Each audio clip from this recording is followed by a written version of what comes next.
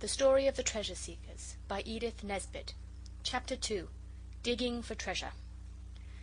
I'm afraid the last chapter was rather dull. It always is dull in books when people talk and don't do anything, but I was obliged to put it in, or else you wouldn't have understood all the rest. The best part of books is when things are happening. That is the best part of real things too. This is why I shall not tell you in this story about all the days when nothing happened. You will not catch me saying, "Thus the sad days passed slowly by," or "the years rolled on their weary course," or "time went on," because it is silly. Of course time goes on, whether you say so or not. So I shall just tell you the nice, interesting parts, and in between you will understand that we had our meals and got up and went to bed and dull things like that. It would be sickening to write all that down, though of course it happens. I said so to Albert next door's uncle, who writes books, and he said, "Quite right, that's what we call selection, a necessity of true art." And he is very clever indeed. So you see. I have often thought that if the people who write books for children knew a little more, it would be better. I shall not tell you anything about us except what I should like to know about if I was reading the story and you were writing it. Albert's uncle says I ought to have put this in the preface, but I never read prefaces, and it is not much good writing things just for people to skip. I wonder other authors have never thought of this. Well, when we had agreed to dig for treasure, we all went down into the cellar and lighted the gas. Oswald would have liked to dig there, but it is stone flags. We looked among the old boxes and broken chairs and fenders and empty bottles and things, and at last we found the spades we had to dig in the sand with when we went to the seaside 3 years ago. They are not silly, babyish wooden spades that split if you look at them, but good iron, with a blue mark across the top of the iron part, and yellow wooden handles. We wasted a little time getting them dusted because the girls wouldn't dig with spades that had cobwebs on them. Girls would never do for African explorers or anything like that. They are too beastly particular. It was no use doing the thing by halves. We marked out a sort of square in the mouldy part of the garden, about 3 yards across, and began to dig. But we found nothing except worms and stones, and the ground was very hard. So we thought we'd try another part of the garden, and we found a place in the big round flower bed where the ground was much softer. We thought we'd make a smaller hole to begin with, and it was much better. We dug and dug and dug, and it was jolly hard work. We got very hot digging, but we found nothing. Presently Albert next door looked over the wall. We do not like him very much, but we let him play with us sometimes because his father is dead, and you must not be unkind to orphans, even if their mothers are alive. Albert is always very tidy. He wears frilly collars and velvet knickerbockers. I can't think how he can bear to. So we said hello, and he said, "What are you up to?" "We're digging for treasure," said Alice. "An ancient parchment revealed to us the place of concealment. Come over and help us. When we have dug deep enough we shall find a great pot of red clay full of gold and precious jewels." Albert next door only sniggered and said, "What silly nonsense." He cannot play properly at all. It is very strange, because he has a very nice uncle. You see, Albert next door doesn't care for reading, and he has not read nearly so many books as we have, so he is very foolish and ignorant, but it cannot be helped, and you just have to put up with it when you want him to do anything. Besides, it is wrong to be angry with people for not being so clever as you are yourself. It is not always their faults. So Oswald said, "Come and dig. Then you shall share the treasure when we've found it."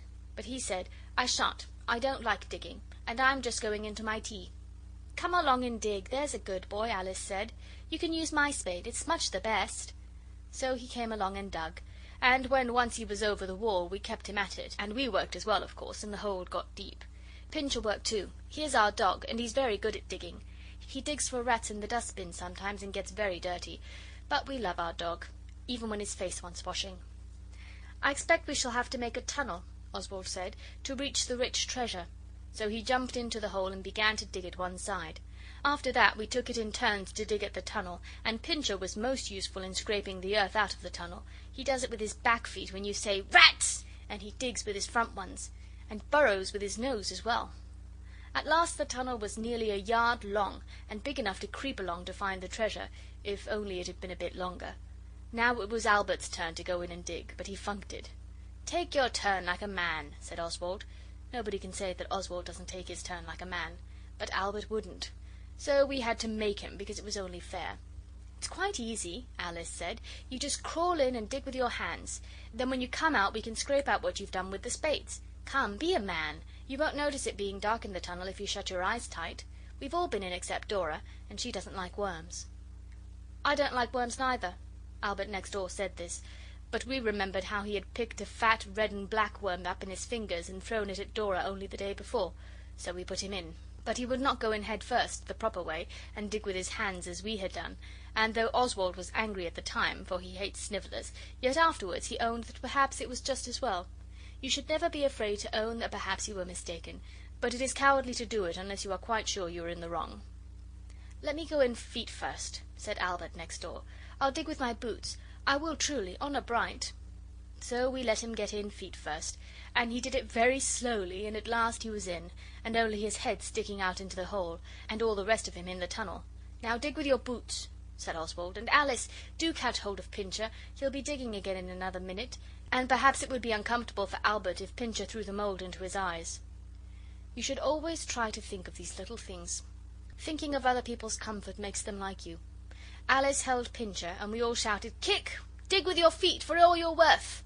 So Albert next door began to dig with his feet, and we stood on the ground over him, waiting, and all in a minute the ground gave way, and we tumbled together in a heap, and when we got up there was a little shallow hollow where we had been standing, and Albert next door was underneath, stuck quite fast, because the roof of the tunnel had tumbled in on him. He is a horribly unlucky boy to have anything to do with. It was dreadful the way he cried and screamed, though he had to own it didn't hurt, only it was rather heavy, and he couldn't move his legs. We would have dug him out all right enough in time, but he screamed so we were afraid the police would come, so Dicky climbed over the wall to tell the cook there to tell Albert next door's uncle he had been buried by mistake, and to come and help dig him out. Dicky was a long time gone. We wondered what had become of him, and all the while the screaming went on and on, for we had taken the loose earth off Albert's face so that he could scream quite easily and comfortably. Presently Dicky came back, and Albert next door's uncle came with him. He has very long legs, and his hair is light and his face is brown. He has been to sea, but now he writes books. I like him. He told his nephew to stow it, so Albert did, and then he asked him if he was hurt, and Albert had to say he wasn't, for though he is a coward and very unlucky, he is not a liar like some boys are. "This promises to be a protracted if agreeable task," said Albert next door's uncle, rubbing his hands and looking at the hole with Albert's head in it. "I will get another spade." So he fetched the big spade out of the next door garden tool shed and began to dig his nephew out. "Mind you keep very still," he said, "or I might chunk a bit out of you with the spade." Then after a while he said, "I confess that I am not absolutely insensible to the dramatic interest of the situation. My curiosity is excited. I own that I should like to know how my nephew happened to be buried. But don't tell me if you'd rather not. I suppose no force was used." "Only moral force," said Alice. They used to talk a lot about moral force at the high school where she went, and in case you don't know what it means, I'll tell you that it is making people do what they don't want to just by slanging them, or laughing at them, or promising them things if they're good.